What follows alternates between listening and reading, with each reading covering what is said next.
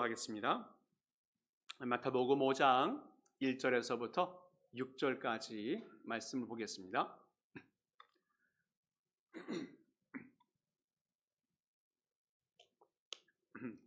마태복음 5장 1절에서 6절까지입니다. 함께 교독하도록 하겠습니다. 1절 먼저 제가 보겠습니다. 예수께서 무리를 보시고 산에 올라가 앉으시니 제자들이 나아온지라. 심령이 가난한 자는 복이 있나니 천국이 그들의 것이며, 온유한 자는 복이 있나니 그들이 땅을 기업으로 받을 것이며,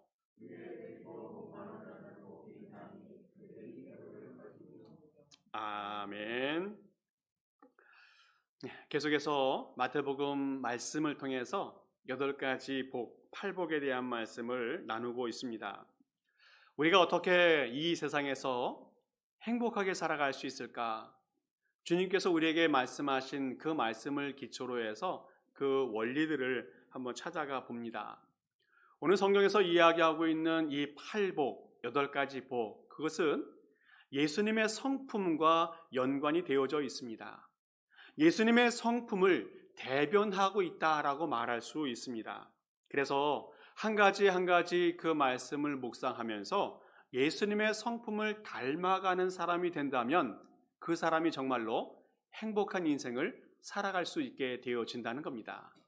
다른 무엇보다도 예수님을 닮아갈 수 있다면, 예수님과 비슷해질 수 있다면 그 사람은 정말 행복한 사람이라는 거예요. 이 땅 어느 누구보다도 예수님이 행복하게 사셨고 복된 인생을 살아가셨는데 그 예수님을 닮아가는 것이 우리에게 큰 축복이고 은혜라 말할 수 있습니다. 예수님께서는 오늘 말씀뿐만 아니라 어떠한 말씀을 하셨는지 그 말씀 속에는 그 시대 상황을 항상 연관시켜 주셔서 말씀해 주시는 경우가 많이 있습니다. 그러니까 주변에 사건이 있다든지 또 자연 환경을 본다든지 이러면서 말씀을 많이 전해 주셨어요. 공중 나는 새를 보라, 또 들의 백합화를 보라. 예수님 주변에 있었던 백합화나 또 하늘에 날아다니는 새를 보면서 하나님의 말씀에 교훈을 주셨어요. 또 누가복음 13장 말씀 보게 되어지면 그 당시에 어떤 큰 망대가 무너져가지고 18명이 희생당한 사건이 있었습니다. 그래서 많은 사람들은 이 사건을 이야기하면서 그 사람들은 죄가 있어서 죽었다라고 이야기했어요. 그러나 예수님은 그렇게 말씀하지 아니하시고 누구든지 회개하지 아니하면 그 사람들과 똑같이 망하게 될 것이다 라는 교훈을 허락해 주었습니다. 또 계속해서 예수님께서는 빌라도에게 희생을 당한 갈릴리 사람들이 있었습니다. 또 사람들은 이야기합니다. 그 사람들은 죄가 더 많아서 희생을 당했다, 처형을 당했다라고 이야기해요. 그런데 예수님께서는 말씀하십니다. 누구든지 회개하지 아니하면 그 사람들과 똑같은 운명에 처하게 된다 말씀하고 있어요. 불행한 일을 겪는 사람들을 보면 함께 슬퍼해야지 비난하면 안 된다는 말씀을 해주고 있습니다. 뿐만 아니라 우리도 우리 자신을 돌아보면서 우리가 죄인임을 알고 주님 앞에 회개하고 엎드리는 삶을 살 것을 주님께서 우리에게 깨우쳐 주고 있어요. 이 시대를 정말 믿음으로 볼 수 있는 눈이 필요하다는 겁니다. 어떠한 사건을 경험하든 어떠한 사물을 바라보든 날마다 믿음의 눈을 바라보면서 내 자신을 돌아볼 수 있는 사람, 그 사람이 정말 살아있는 그 신앙인이 될 수 있다는 거예요. 믿음은 어떤 피상적인 것이 아니라 현실적인 것이라는 것을 강조해 주고 있습니다. 그래서 일상생활 속에서 항상 믿음의 눈을 가지고 생활할 수 있는 사람, 이 사람이 되어야 한다 말씀하고 있어요. 우리 하나님은 정말 살아계신 하나님이시고 이 시간에도 이 땅에서 역사하시는 하나님이라는 것을 우리는 기억하면서 살아가야 한다는 겁니다. 예수님이 살고 계셨던 그 이스라엘 현재는 로마의 식민지로 있었던 상황이었습니다. 벌써 400년 동안 로마의 식민지로 있었어요. 로마뿐만 아니라 바벨론, 페르시아, 또 그리스, 로마 네 제국에 걸쳐서 400년 동안 식민지의 인생을 살아가다 보니까 정치적으로, 경제적으로, 사회적으로 얼마나 어려운 삶을 살아갔는지 알 수가 없습니다. 특별히 권력도 없고 재물도 없는 가난한 사람들은 더 어려움에 처한 환경에 있게 되어졌어요. 그래도 그 나라의 지도자들이 있었는데 그 지도자들이 좀 정신을 차리고 독립하려고 노력하고 백성들의 안전을 위해서 무엇인가 노력하고 헌신해야 되는데 그런 모습이 전혀 보이고 있지 않아요. 오히려 나라의 지도자들이 백성들을 더 착취하고 로마 정부에 아부하면서 자신의 배만 불리는 상황들이 발생하고 있습니다. 백성들에게는 정말 갈증이 있어요. 갈증이. 회복에 대한 갈증이 있고 해방에 대한 갈증이 있고 가난으로부터 벗어나고 싶은 갈증이 백성들에게 있어요. 핍박으로부터 벗어나고 싶은 그 갈증들이 그들에게 있다는 겁니다. 지금 전쟁이 있는 우크라이나와 거의 비슷한 상황이라고 생각되어져요. 이 러시아가 침공을 해서 얼마나 많이 폭격을 하는지 사람들이 얼마나 많이 죽어나가는지 알 수 없습니다. 두려움과 슬픔 가운데 있어요. 집들이 파괴되어져서 잠잘 곳이 없고 추위를 피할 곳이 없어요. 먹을 것도 없고 입을 것도 없고 수많은 난민들이 다른 나라로 넘어가게 되어지는데 현재 120만 명이 넘어갔다고 하는데 앞으로도 더 많은 사람들이 난민으로 고난을 겪게 되어질 겁니다. 다행히 세계 각국에서 구호 물품이 가요. 무기도 가고 또 지원금도 가고 더 다행인 것은 그 자국민들이 대단한 애국심을 가지고 나라를 지키기 위해서 헌신하고 있는 모습을 보게 되어집니다. 대통령 젤렌스키가 정치 입문한 지 6개월밖에 안 됐는데 대통령이 되었어요. 그리고 전직 코미디언이 대통령이 되었어요. 그러다 보니까 수많은 사람들이 얼마나 많이 걱정을 했는지 모릅니다. 그 나라의 운명이 어떻게 될까? 그런데 감사하게도 러시아 침공에 대한 큰 위기가 닥쳤는데 그 모든 걱정들을 씻어낼 만큼 잘하고 있는 모습을 보게 되어집니다. 러시아 대통령이 암살의 위기가 있음에도 불구하고 미국이 도움을 주어서 이제 망명할 것을 권유했지만 그 대통령은 수도를 지키고 있어요. 그리고 백성들에게 계속 메시지를 보내고 있어요. 아주 유명한 명언을 한번 남겼는데 내게 필요한 것은 망명이 아니라 피신이 아니라 탄약이다. 계속 싸우겠다는 의지를 보여주고 있는 모습을 보게 되어집니다. 그래서 그런지 수많은 백성들이 함께 군인으로 참전하겠다고 군대에 지원하는 것을 보게 되어져요. 현재 13만 명이 지원을 했는데 앞으로도 계속 지원을 하게 될 것 같습니다.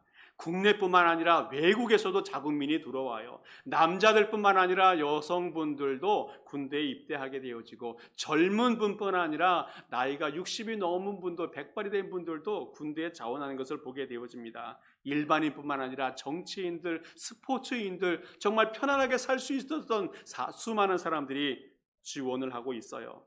변변한 총이 없어서 무기가 없으니까 화염병을 만들어요. 맥주 회사가 그 기술을 가지고 화염병을 만들어 주어서 그거 가지고 전쟁을 치릅니다. 외국에서도 용병들이 지원을 하면서 내가 함께 싸우겠다고 도움을 주고 있습니다. 자유와 평화를 갈망하는 사람들이 있어요. 이 나라는 이것이 바로 소망이라고 생각합니다. 지금은 어려워도 자유를 위해서 평화를 위해서 수많은 사람들이 헌신하고 있다면 그것에 대한 갈증이 있다면 그 나라는 소망이 있다는 거예요.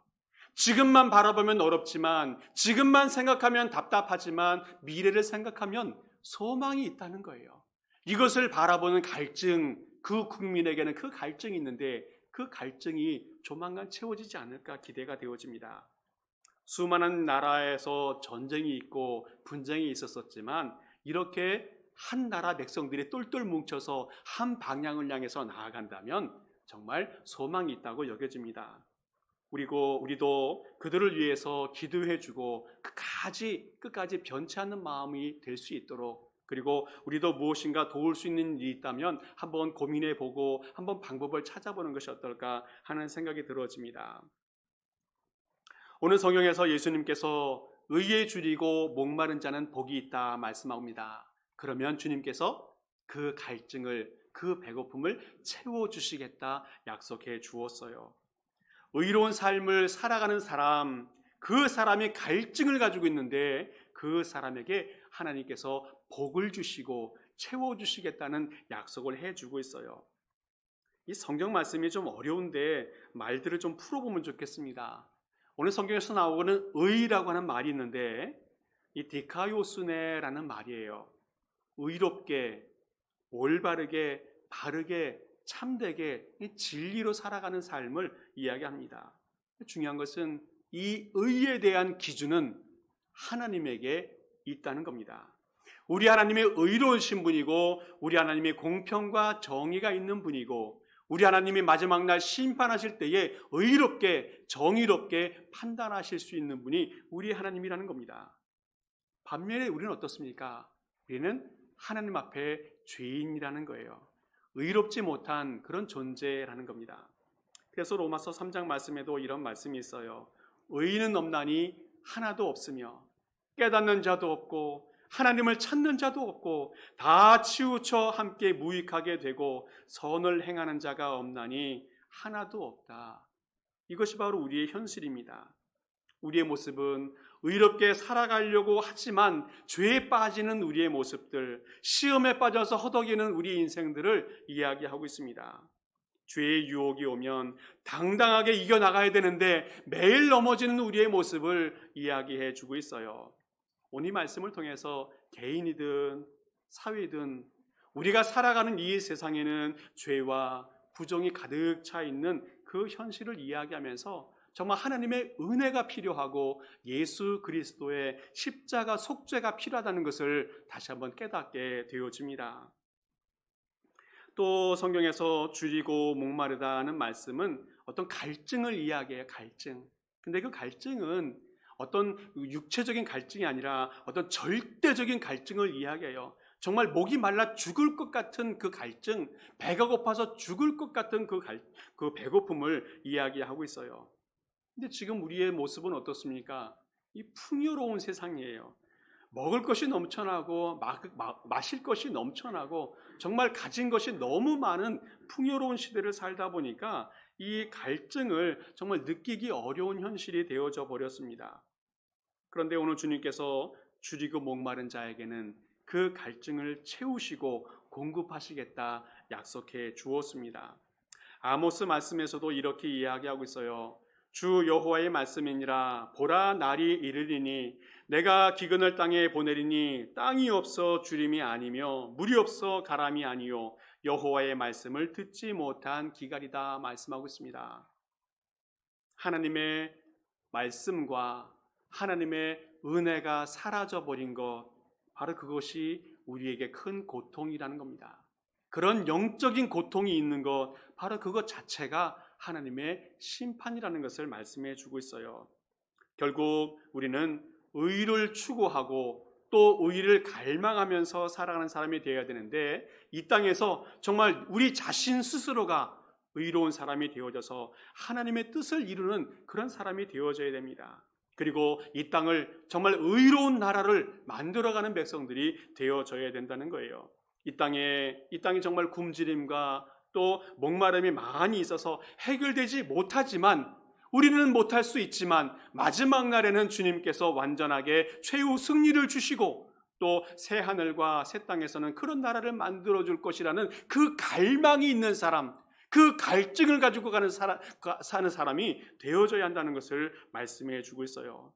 나는 완전하지 못하지만, 나는 의로움이 없지만 주님이 다시 오셔서 그 완전한 의와 완전한 나라를 만들어 줄 것을 소망하며 살아가는 그 갈증이 있는 사람이 되어져야 한다는 것을 오늘 우리에게 말씀해 주고 있어요. 또 주님께서 마지막 날에는 배부르게 채워주시겠다 약속해 주셨습니다. 이것은 먹는 것이나 또 풀이나 이런 것들을 먹는 그 가축들을 이야기하면서 쓰여졌던 그런 단어예요. 그래서 가축들이 풀 먹고 또 물 먹고 그러면서 살찌워지는 그런 의미가 담겨 있는 그런 용어입니다. 바로 예수 그리스도께서 의에 줄이고 목마른 우리 성도들에게 목자가 되어 주셔서 영원한 생명수와 하늘 양식으로 채워주시겠다는 그런 약속의 메시지가 이 가운데 담겨져 있습니다. 오늘 우리는 이 말씀을 통해서 의에 줄이고 목마른 자의 삶을 살아가야 됩니다. 아담 이후에 모든 존재들은 갈증을 가지고 있어요. 우리 하나님의 갈증이 뭡니까? 우리 하나님은 우리와 떨어져 버린, 우리와 헤어져 버린, 우리 사랑하는 사람들과 떨어져 버린 그 관계를 회복하기 위해서 말씀을 주시고 수많은 선지자들을 보내주시는 그 하나님의 갈증이 있어요. 또 우리 피조물들은 어떤 갈증이 있습니까? 하나님의 사람이 나타나서 우리 온 세상을 하나님의 나라로 만들어가고 회복해야 될 그 갈증이 있어요. 또 우리 인간들은 어떤 갈증이 있습니까? 내 속에 불안하고 혼란스러운 자신이 다시 정립되어지길 원하는 그런 갈증들이 우리에게 있어요. 깨어진 관계, 또 또 망가져버린 관계, 이것들이 다시 회복되어져야 될 그 갈증이 우리에게 있겠는데 그 갈증을 가지고 살아가는 우리의 성도들이 되면 좋겠습니다. 오늘 성경에서 의에 줄이고 목마른 자는 무엇인가 하면 바른 관계를 새롭게 세워가는 사람이 되어야 한다는 거예요. 우리가 망가진 관계, 깨어진 관계를 새롭게 세워가야 의로운 사람이 될 수 있다라고 말하고 있습니다. 먼저 우리가 새롭게 세워야 될 관계는 뭐냐면 하나님과의 관계를 바르게 세워가는 사람이 되어야 합니다. 의의 절대적인 기준은 하나님이라고 말씀을 드렸습니다. 하나님은 우리에게 대해서 관계를 회복하기를 원하는 그런 갈증이 대단히 크시다는 거예요. 날마다 우리는 깨어진 관계, 하나님과의 관계, 그 관계를 회복하기 위해서 최선을 다하는 삶을 살아야 됩니다. 하나님은 우리와의 관계가 깨진 이후에 얼마나 슬퍼하시고 안타까워하는지 알 수가 없어요. 우리가 이제 사순절을 시작하면서 하나님의 마음을 조금이라도 이해하고 조금이라도 느끼면서 살아간다면 이 사순절이 정말 복된 인생이 되지 않을까 싶습니다.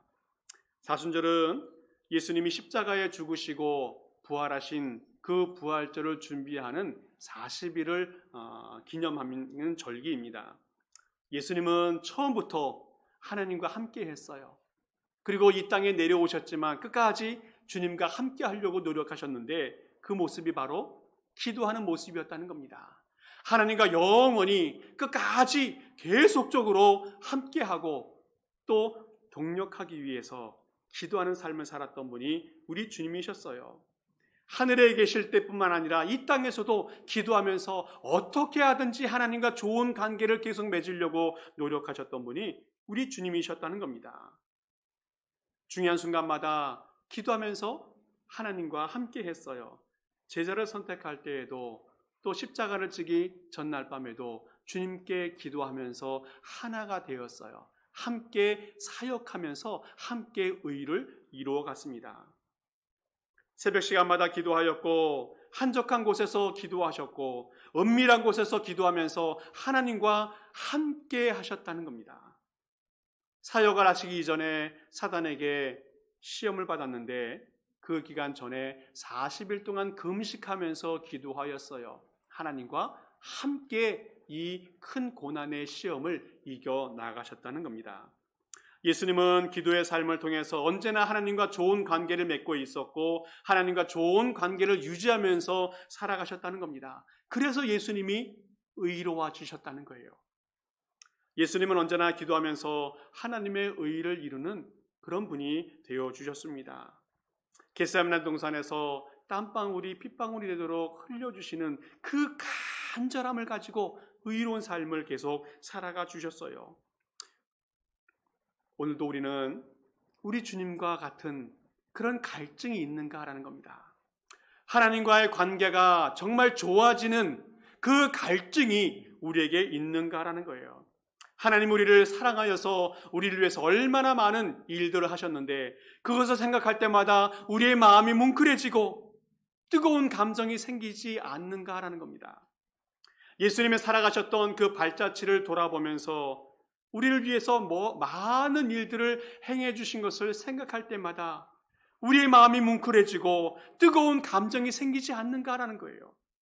십자가를 지시기 위해서 한 걸음 한 걸음 걸어가시는 그 예수님의 발자취를 묵상하면서 우리의 마음이 뜨거워지고 우리의 마음이 뭉클해지지 않는가라는 겁니다. 우리는 하나님과의 관계를 회복하기 위해서 어떠한 수고와 노력을 하고 있고 어떠한 희생을 감수하고 있는가라는 겁니다. 여러분과 함께 사순절 40일 동안 말씀을 묵상하자 말씀을 드렸습니다. 제가 매일매일마다 말씀을 보내드릴 건데 그 말씀을 먼저 읽고 성경을 읽으면서 묵상할 수 있게 바랍니다. 찬양도 함께하고 기도도 함께하고 하루 중에서 정말 경건한 시간을 선택해서 경건의 시간을 보낼 수 있기를 바랍니다. 다른 날은 몰라도 특별히 이 사순절 기간 동안에는 예수님과 함께 동행하는 또 함께 말씀 묵상에 동참하는 그런 성도가 되길 바랍니다. 예수님을 사랑한다면 예수님의 십자가 구원에 감사한 마음이 있다면 이 정도 희생은 감수할 수 있어야 되겠다는 겁니다. 하루 중에 1시간, 하루 중에 30분, 하루 중에 10분은 내어서 주님을 묵상하고 주님과 함께 기도하고 주님을 생각할 수 있는 그 정도의 시간을 낼 수 있어야 주님과 좋은 관계를 맺어갈 수 있다는 거예요. 말씀을 묵상한다는 것은 주님의 음성을 듣는다는 겁니다. 나를 향한 하나님의 뜻을 깨달아 간다는 겁니다. 우리 주님과 좋은 관계를 회복해 간다는 것입니다. 하나님의 의를 이루어 간다는 거예요. 이런 갈증이 우리에게 있을 수 있기 바랍니다. 혹시 우리의 삶 속에서 어떠한 어려움과 힘든 문제가 있고 기도의 제목이 있습니까? 하나님에 대한 갈증을 가지고 기도하고 묵상한다면 하나님께서 다 해결해 주실 줄을 믿습니다. 주님께서 말씀하십니다. 의에 줄이고 목마른 자는 주님께서 채우시겠다 약속해 주셨는데 그 채우신다는 것은 우리의 모든 갈증, 우리의 모든 기도, 우리의 모든 소망 이것을 다 이루어 주시겠다는 그 약속이 그 가운데 담겨 있다는 겁니다. 내가 한평생 살아가면서 해결하지 못했던 갈증이 무엇입니까? 내 인생 속에서 풀리지 않았던 인생의 문제가 무엇이 있습니까? 가정의 문제, 자녀의 문제, 남편과 아내의 문제, 진로의 문제, 직장과 사업의 문제, 풀리지 않았던 문제가 있었다면 이 기간 동안에 말씀을 붙들고 기도하면서 주님을 의지한다면 주님께서 우리의 길을 인도해 주시고 채워 주실 줄 믿습니다.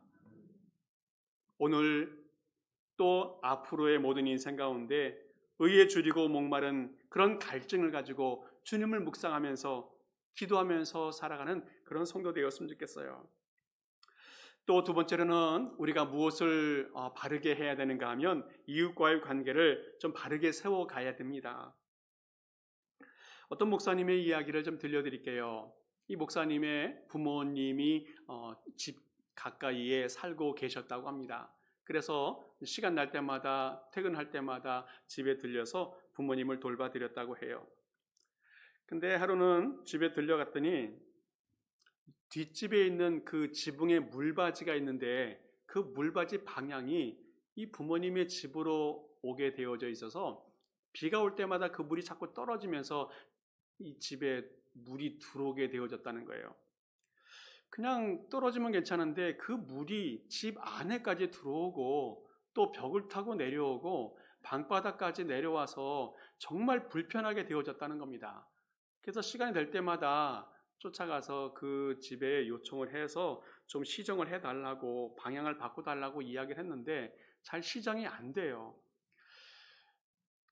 자꾸 이야기하는 것도 힘든데 또 비가 오는 날 이제 부모님의 집을 방문하게 되어졌는데 그날도 그런 현상이 나타나니까 너무 화가 나서 이 목사님이 쫓아갔습니다. 그래서 그 뒷집 아줌마 문을 두드리고 이제 나온 아주머니하고 이제 이야기를 하는데 말이 잘 안 통하니까 연성이 점점 높아지고 이제 고성이 오가게 되어지고 결국은 막 싸우게 되었다는 거예요. 그러니까 목소리가 막 커지니까 두 사람이 막 싸우니까 안에서 한 사람이 자꾸 들락날락거리면서 관심 있게 보다가 결국은 나왔어요. 근데 아들인 것 같아요, 아들. 근데 그 아들의 얼굴을 보고 깜짝 놀랐다는 겁니다. 오래전에 헤어졌던 고등학교 동기 동창이었어요. 너무 놀라서 이야기를 더 이상 하지 못하고 그냥 수습도 못하고 그냥 미안하다고 이야기하고 각자 집으로 들어가 버렸답니다. 이 목사님은 친구의 엄마하고 계속 싸운 거예요. 그 엄마는 아들 친구하고 계속 싸웠던 겁니다. 급하게 사과하고 각자 집으로 흩어졌는데 마음이 계속 찜찜해요. 그래서 며칠 후에 연락을 해서 또 쫓아가서 사과를 또 했어요. 또 몇 년이 지났습니다. 그 친구가 결혼을 한다고 해서 아내 될 사람을 데리고 왔는데 그 아내 될 사람도 예전에 이 목사님과 함께 사역했던 그 자매였다는 겁니다. 정말 싸우고 분쟁을 하고 분노를 내리고 그렇게 헤어져 버렸다면 더 이상 볼 수 없는 사람들인데 그렇게라도 사과를 한 것이 얼마나 감사한지 알 수 없어요. 우리가 서로에게 대해서 친하게 지내야 되는 이유가 여기에 있어요. 여러분들도 혹시 그런 경험하지 않았습니까? 어디를 가는데 알지 못했던 사람 때문에 곤욕을 치는 경우도 있어요. 저는 여기저기 돌아다니면서 제가 누구인지 자꾸 이야기하는데 굉장히 꺼림직한 것이 있어서 잘 얘기하지 않아요. 손해를 보는 일이 있어도 되도록이면 그냥 따지지 않고 접어두려고 하는 마음이 항상 있어요. 이런 일들을 보기 때문에 그렇습니다. 종종 마트에 갈 때에도 어쩔 때는 선글라스도 쓰고 마스크도 쓰고 가게 되어져요. 이 본의 아니게 실수할 수도 있기 때문에 그렇습니다. 근데 더 놀라운 것은 제가 선글라스 쓰고 마스크도 쓰고 가는데 가끔 보면 목사님 하고 부르는 사람이 있어요. 얼마나 놀라는지 알 수 없습니다. 어떻게 알았지? 어떻게 알았지? 요한복음 17장에 보게 되어지면 예수님의 기도가 나오는데 대제사장적 기도라고 해요. 이 기도에는 하나님과의 관계가 회복될 수 있도록 위해서 기도하고 계시고 또 예수님의 제자들이 관계가 회복될 수 있도록 위해서 기도하시고 또 세 번째로는 교회를 위해서 기도하시는 예수님의 기도가 나옵니다. 예수님의 마지막 유언 같은 기도가 그 가운데 있는 아주 중요한 기도예요. 그런데 그 기도에서 아주 중요한 기도를 하고 있습니다. 요한복음 17장 22절 보게 되어지면 이렇게 기도하세요. 내가 내게 주신 영광을 내가 그들에게 주었사오니 이는 우리가 하나가 된 것 같이 그들도 하나가 되게 하려 함이니이다.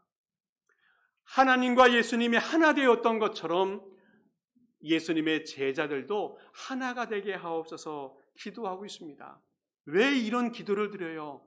예수님의 제자 12명밖에 안 되는데 맨날 싸우고 분쟁하고 다투고 그런 일들이 자꾸 벌어지기 때문에 그래요. 어쩔 때는 제자들의 엄마가 찾아와서 청탁하는 때도 있어요. 마태복음 20장 보게 되어지면 야고보와 요한의 엄마가 찾아와서 우리 아들들 중에서 하나는 좌편에 하나는 우편에 앉게 해주셔서 마지막 날에 큰 영광을 얻게 하옵소서 그런 요청도 합니다. 나머지 10 제자는 분노하고 화를 내는 경우도 있어요. 이들은 앞으로 영원한 영적인 전쟁에서 싸워 나가야 될 15년이 있었으니까 얼마나 많은 사건들이 있었겠어요. 이제 그 교회를 떠나겠다고 결정하고 또 생각을 하면서 제 머릿속에 많은 사람들이 생각이 났습니다. 그 중에 한 사람의 생각이 났는데 개인적으로 문제는 없지만 교회적인 일 때문에 갈등이 생기고 틀어져 버려서 연락하지 못했던 사람이 있었어요. 그 사람을 생각하면서 풀어야 되겠다는 생각이 들었습니다. 또 개인적으로 빚이 있었는데 그 빚진 것을 갚고 싶은 마음이 있었어요. 그래서 오랜만에 10년 만에 연락을 했어요. 그런데 감사하게도 그분이 반갑게 연락을 받아주고 또 기다리고 있었다는 느낌이 있었습니다. 그래서 만나서 차도 마시고 또 식사도 할 수 있는 그런 시간을 가졌어요. 만나보니까 아무것도 아니에요. 만나보니까 10년의 세월이 아니라 어저께 만난 사람처럼 이야기할 수 있었어요. 모두가 다 하나님의 자녀였다는 겁니다. 하나님의 그 나라 안에서 형제 자매였다는 것을 다시 한번 깨닫게 되어졌어요. 너무너무 감사했습니다. 10년 동안 내 마음 한구석에 맺혀져 있던 그 체증이 해결되는 느낌이 있었어요. 10년 동안 마음속에 숙제로 남아있었던 것을 풀 수 있었던 그런 시간이었습니다. 혹시 여러분들도 그 마음속에 미안한 사람이 있습니까? 한번 연락해서 찾아보고 싶은 그런 사람들이 있습니까? 관계를 회복하게 되어지면 이것이 바로 하나님의 의를 이루는 것이라고 여겨집니다. 하나님의 그 나라 안에서 관계가 풀어지게 되어지면 모두가 다 형제 자매가 되어서 좋은 관계를 만들어 가게 되어지면 바로 그것이 하나님의 의를 이루는 것이라는 겁니다. 이 시간에 혹시 꼬인 관계가 있습니까? 어그러진 관계들이 있습니까? 하나님께 기도하면서 풀어낼 수 있는 방법을 찾아가시길 바랍니다. 바로 그러면 하나님의 의가 이루어지게 되어진다는 겁니다. 세 번째 마지막으로 이제는 무엇이 회복되어야 되냐면 나 자신과의 관계가 회복이 되어져야 됩니다. 사람은 몸이 병들지만 마음도 병든다는 것을 기억해야 돼요. 사람들이 범죄한 이후에 마음속에 평안을 잊어버렸어요. 안식도 잊어버리고 쉼도 잊어버리게 되었습니다. 항상 외롭고 소외된 인생을 살게 되어져요. 옆에 누가 있어도 외롭고 함께 있는 사람이 있어도 고독한 것이 우리 인생입니다. 남편과 아내가 있어도 외롭고 자녀와 부모가 있어도 고독한 것이 우리 인생이라는 거예요. 범죄한 이후에 사람 마음속에는 두려움이 생기고 불안함이 생겼습니다. 누가 뭐라고 하지 않아도 먼저 숨어버리는 아담과 하와처럼 불안함과 두려움이 우리에게 있어요. 항상 저 사람 때문이라고 하는 원망의 마음들이 우리에게 있어요. 죄를 전가해버리는 그런 믿을 수 없는 관계들이 우리에게 있다는 겁니다. 죄를 지은 우리는 항상 이 불안함과 두려움과 외로움 속에 살아가게 되어져요. 그런데 이 문제를 풀어내려고 하지만 이 세상에서는 풀어낼 수가 없다는 겁니다. 오직 한 가지 방법은 하나님과의 관계예요. 하나님과의 관계. 하나님과의 관계가 바르게 되어지면 그 마음속에 평화가 임하게 되어져요. 두려움이 사라지게 그 마음속에 평화가 임하게 되어집니다. 불안과 걱정과 외로움들이 다 사라지고 평안과 안정이 그 마음속에 자리 잡게 되어진다는 겁니다. 나는 할 수 없지만 주님과의 관계가 바르게 되어질 때에 그 은혜가 회복되는 줄 믿습니다. 성경에 보아도 하나님과의 관계 때문에 성공과 실패가 결정된 사람들이 있어요. 오늘 우리는 그 모든 관계 속에서 하나님의 은혜를 구하며 살아가는 그런 성도가 될 수 있기를 축복합니다.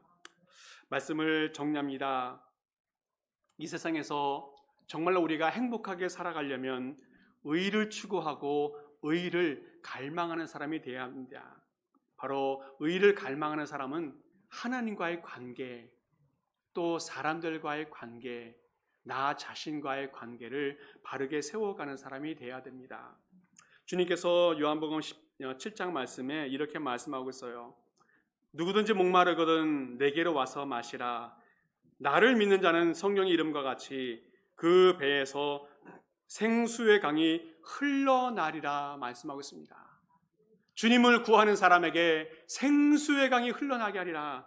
모든 갈증과 모든 배고픔들을 다 해결해 주시겠다는 주님의 말씀입니다. 오늘도 주님을 붙들고 주님을 의지하고 정말 의롭게 살아가려고 하나님의 나라가 임하는 것을 소망하면서 살아가려고 하는 사람이 될 수 있길 바랍니다. 그러면 정말 하나님께서 우리 가운데 채우십니다.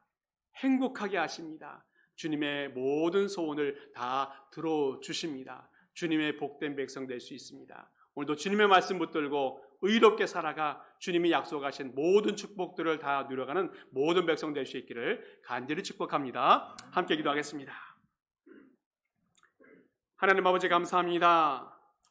오늘도 하나님 앞에 나와 예배하게 하시고 말씀을 통해서 주님의 음성을 듣게 하시니 감사합니다. 날마다 말씀을 새롭게 세워져 의로운 삶을 살아가는 주의 백성 되게 하여 주옵소서. 날마다 하나님의 말씀, 의를 추구하며 살아가는, 의에 대한 갈증을 가지고 살아가는 주의 백성 되게 하여 주옵소서. 하나님과 더 좋은 관계 만들어가게 하시고 이웃들과 더 좋은 관계 만들어가게 하옵소서. 또한 우리 자신과 더 좋은 관계를 만들어가는 주의 백성 될 수 있도록 주여 축복해 주옵소서. 감사와 찬양과 영광을 돌리며 예수 그리스도의 이름으로 기도하옵나이다. 아멘. 우리 모두 일어서서